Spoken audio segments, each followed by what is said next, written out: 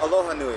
I'm Gino McIntyre, and this is another special episode of Deoccupy Honolulu, Changing the Discourse. The following is presented by activists who are united in their cause for freedom, and each possess their own individual ideas, expressions, and critical analysis. If anything of what's shared here offends you, please take it with a grain of salt and step back. We're just another TV show after all.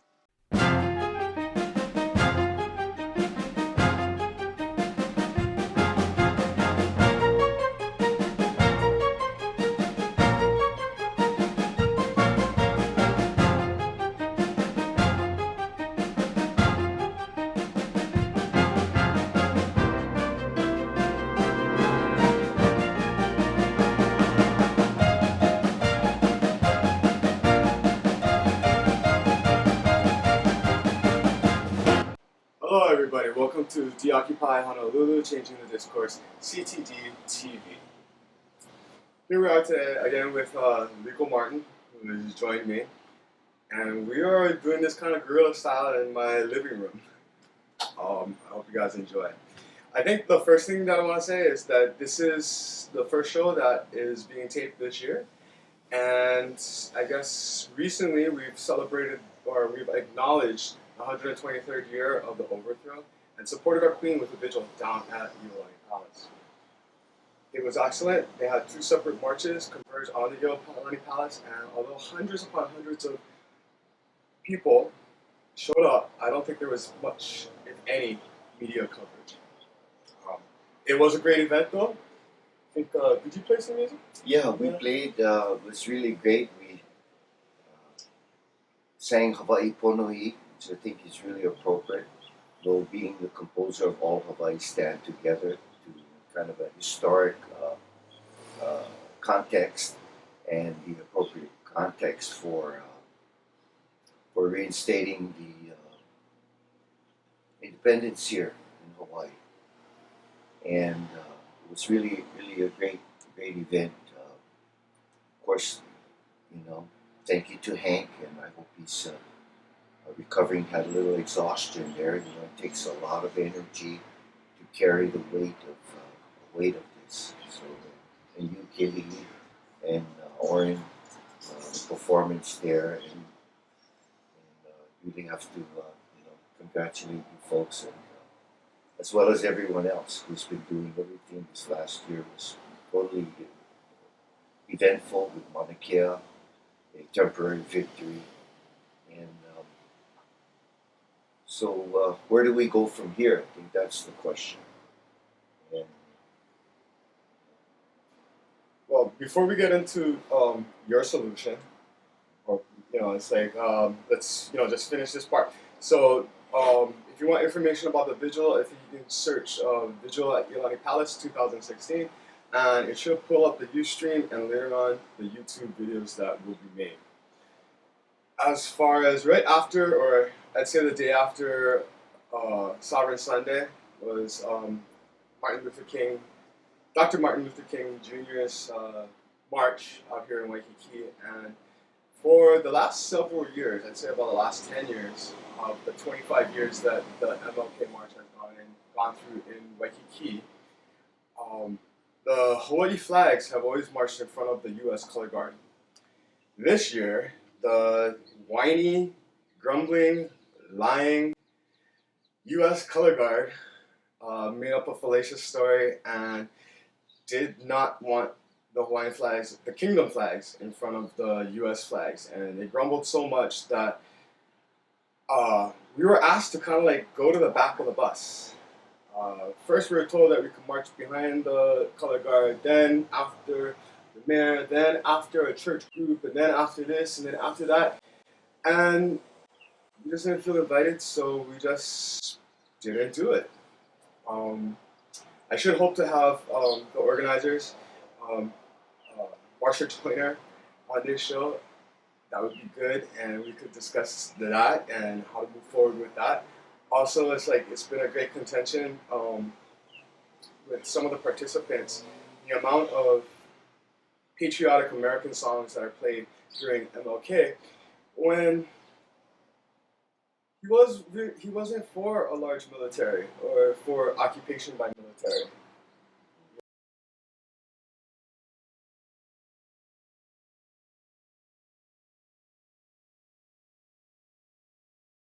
in the spirit of Dr. Martin Luther King, I think you can't put us in the same bag. And perhaps because there's such a rising energy with self-determination, the issue of self-determination, that there's a fear. There's a fear factor. It's like, how do you compress this? How do you not put this out? Okay, because the status quo will be greatly affected by true self-determination, which would include at the same time self-determination that would affect the colonization here in Hawaii. And so that's I didn't go to the with Levi and them there, but it didn't surprise me at all. I mean, enough is enough, so it's kind of a denial. But whether or not Dr. Martin Luther King would deny it, well, he's not here to speak for himself. So we'll just kind of leave it like that. Yeah. Yeah, we're hoping that we can also talk with Michael. Sorry, not Michael. Clark, right? The leader of the Royal Hawaiian Band. It's about the type of patriotic music that's being played. You know, Did they play Hawaii Ponui? I didn't follow the parade, but as they start off every year with "God Bless America," that's what they start off with every year. I think I would just kind of take it as he had a good explanation. The footnote, and our time is coming. Our time is here, and how we. To me, the overall situation after 123 years, and for the most part, the venue of self-determination and everything is being set by an entity that, by coercion, has control over many Hawaiian groups. In other words, how can you dare think about independence? Okay. But that's the venue. That is a venue, that is an option that has been employed in history through the United Nations, particularly, and this in particular is where I have gone in the last 2 months. In October, after about a year of reviewing various documents and again witnessing the failures of some of the members of our group to try to come up with a solution that would give us, supposedly intended to give us, more rights, more authority, a land base, etc., etc. And as it has played out, there's been more division, confusion as to,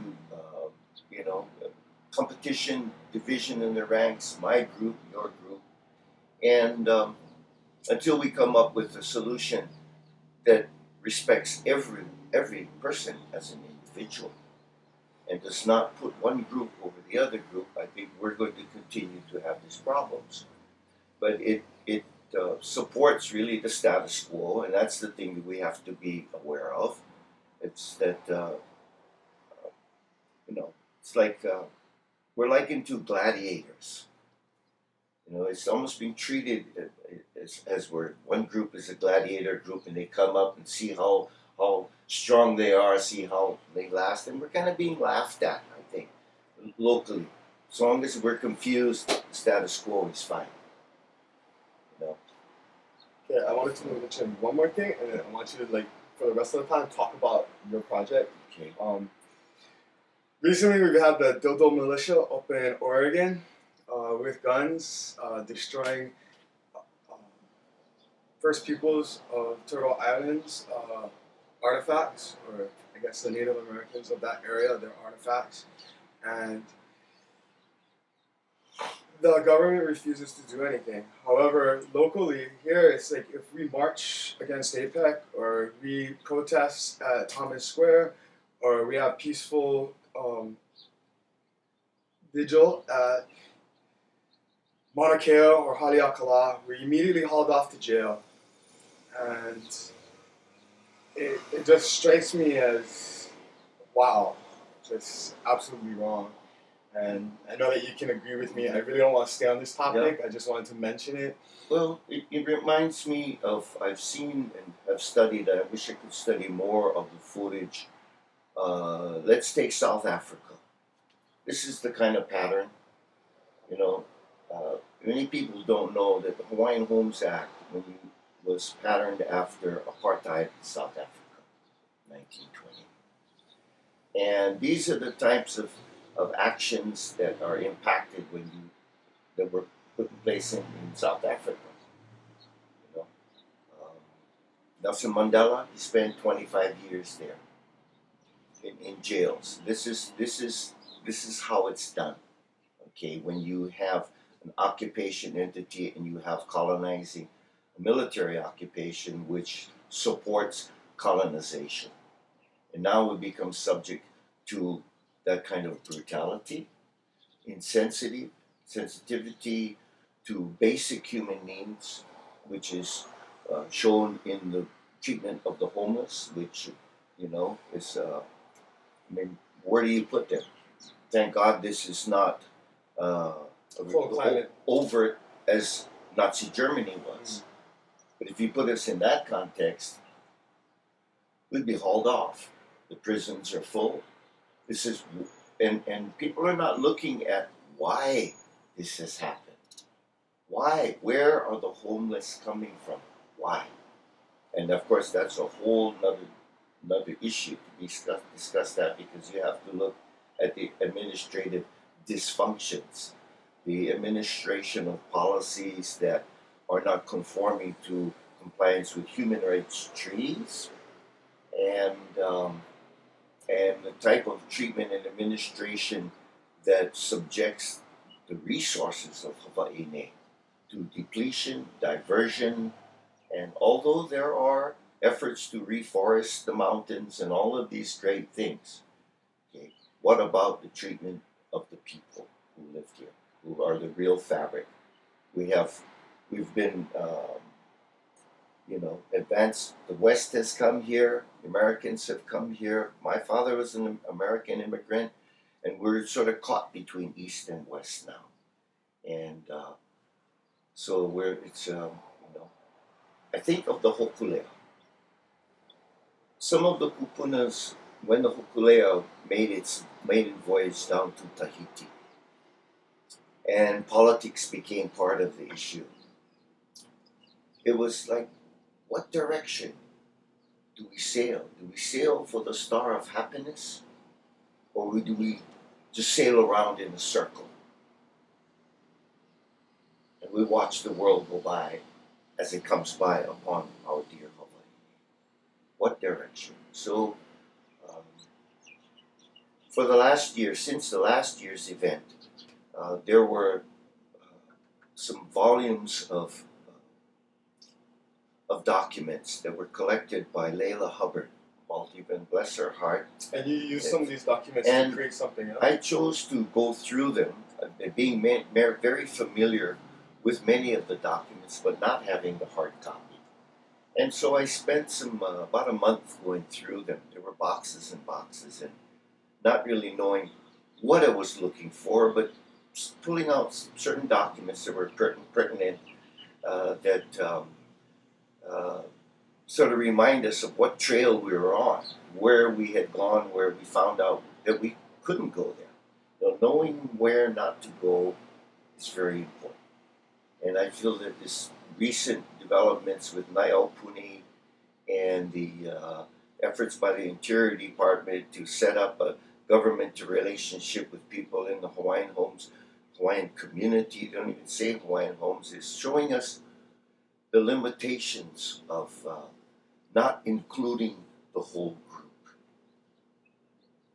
In the context of the discussion, in the context of protecting each and every individual, even those who are not born now. We can have to be careful not to just speak for ourselves, but for the future generations. And as a result of that, in October, and actually based upon the threat that Naiaupuni and would have brought upon us. In other words, we would be basically treated, begin to be treated, and encrypted, and what's it called, prescribed to be Native Americans. To me, this is a great threat. I've lived on reservations. If you think life on the reservations, except that maybe if you have a casino or something, is great, you should take a visit out there. And not to say to put any of our cousins there down, but this is the situation. So what I saw was, let's look at independence and what mechanisms were put in place. And I focused on General Assembly Resolution 1514, which is the granting of independence to colonized peoples. And as I began to study it and look at the procedures, it was like a fix-it manual. This was shortly after the inception of the United Nations. When I started to examine the procedures, the Annex 3 to be specific, it was as if it was written for us. And so I just let myself flow. I'm a songwriter, and I just let myself flow in that context and started looking at whether or not we fit into this particular model. And we fit in there. So what I did was I compiled the information together and submitted a complaint, filed a formal complaint with the United Nations Secretary General and the President of the General Assembly, Mogins Likatov, and sent a copy of it also to the State Department and to the Senate Committee on Foreign Relations and to the Department of Interior, Secretary Sally Drew, basically outlining that the attempts to deal with self-determination that are being entertained in the Interior Department are genocidal in nature, because they were just, when you look at the language in the latest attempts to bring self-determination up. If you don't sign up, you're out. You go here, you go there. I mean, this is, you're just not going to be able to fix the problems that are here in Hawaii in that manner. It's already malignant, and to choose an institution and choose an administrative entity that we will be subject to, such as the Corporation State of Hawaii, to me, is not going to culminate in creating favorable conditions for the care of our land and for the harmony that we need to achieve here in respect for the use of the resources, which are very limited here in Hawaii, which for Hawaii's culture, we can survive on water and land. Okay? So the governor, in his opening speech, said, with respect to the host culture, we have to take the venue. Because I don't see anybody coming up with some big proposal like as putting money into restoring the taro patches and allowing Hawaiians and the Hawaiians who we choose to be members of our group and not try to isolate us by blood quantum.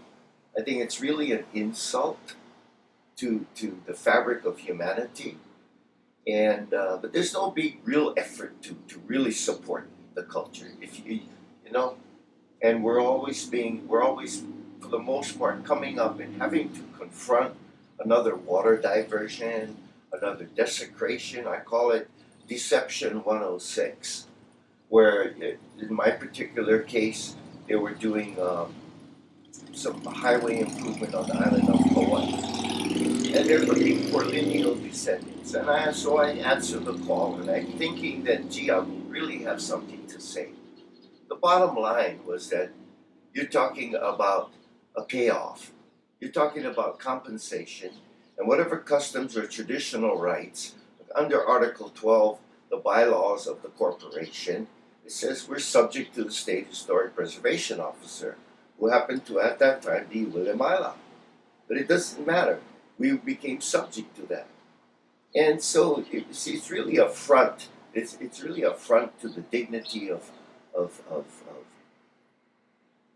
humankind, to be honest and treat people with respect. Well, that's kind of my take on things. And you can go online, by the way, on likomartin.org and look at a copy of this complaint. The text of it is about 8 pages long. It is referenced. There are citations. The total document is about 34 pages long, which would seem kind of scary, and you say, oh my gosh, here's another thing to read. But upon examination, people may find it very interesting, and it's an option. Put it on the table, something that definitely needs more discussion, and it's been there for a long time, the idea of independence, but it really hasn't been given the exposure and the put out there to the people. And Leon Seo, a very dear and old friend of mine, was also signed this. He acceded to this petition. And because Leon is very well respected internationally in Geneva and within the halls of the United States Congress. And so this can be viewed. And there are the references include documents from Williamson Chang, Professor Boyle, even documents from the U.S. Justice Department about no annexation in relation to the territorial sea, etc., etc. It honors the great work that, and time and input and historical facts, not semantic distortion. So we've really become the victims of semantic distortions of historical fact. And is it something to be afraid of, independence? Well, in the words of the late Senator Inouye, after a hearing that he conducted while he was chairman of the Senate Select Committee on Indian Affairs on August 26, 1989, it can be quoted as saying, he would have been horrified if the Hawaiians had stood in unanimity. And that, to me, is our goal. In my heart, in my mind, we are one. We are just the victims of manipulation, of coercion, and dominance, and we're kind of trapped, But yet, we are still one. That's awesome. Okay. All right, Kelly. So, this is like, Kelly's studio, and I really appreciate, we're kind of shooting from the hip here, and we're looking forward to, there are many issues in the legislative session. Again, the use of pesticides is a huge issue, very huge issue, and how it's going to be played out, I'm not sure. Okay, water is another huge issue. The revelation that the protections that were once put in place due to the obligations of the United States, the state of Hawaii, and its people, to the reserved interests of the Hawaiians. Many of them have been overlooked, been repealed, and as an example, in the valley of Wainiha, on the island of Kauai, I've gotten 4 calls in the last 6 months from families who are getting up in the morning, and all of a sudden, the water is not running in their awai to their taro patches. So at the county level, at the state level, at the United States federal level, where is the enforcement? Where is the protection They make the law, but where is their protection? The time is coming where we're going to have to protect ourselves. You know, how do we do this? For the culture of Hawaii, water is the lifeline. That's the blood. Without water, look at us. Okay? When you look in counterspect to water as the lifeblood for Hawaii, the lifeblood of colonization are the highways. We need our water and land, and so this is it's going to be a pretty interesting session. Be on guard, you know, and be willing to support different proposals. I haven't heard specifically of any initiatives that are being proposed by people, but hopefully that, of course, again, a lot of attention towards GMO and the pesticides. And as far as I can see, the legislature would pretty much like to just say, let the Hawaiians go off into the corner and fight it out amongst themselves. What I would like to see is a convening of a constitutional convention and having the word national reinserted between Hawaiian usage as it did exist before the creation of OHA in an attempt to try to resolve and sanitize the criminality of 1893 and its successive oppression and invasion of the Hawaiian lands and the inhumane treatment to the Hawaiian people. I think that's a good note to end on. Okay. Yeah. Thank you so much, Liko. That was You're very welcome. awesome. You're welcome, That was Kiwi. so awesome. I think Gino will be very proud of this show, I hope.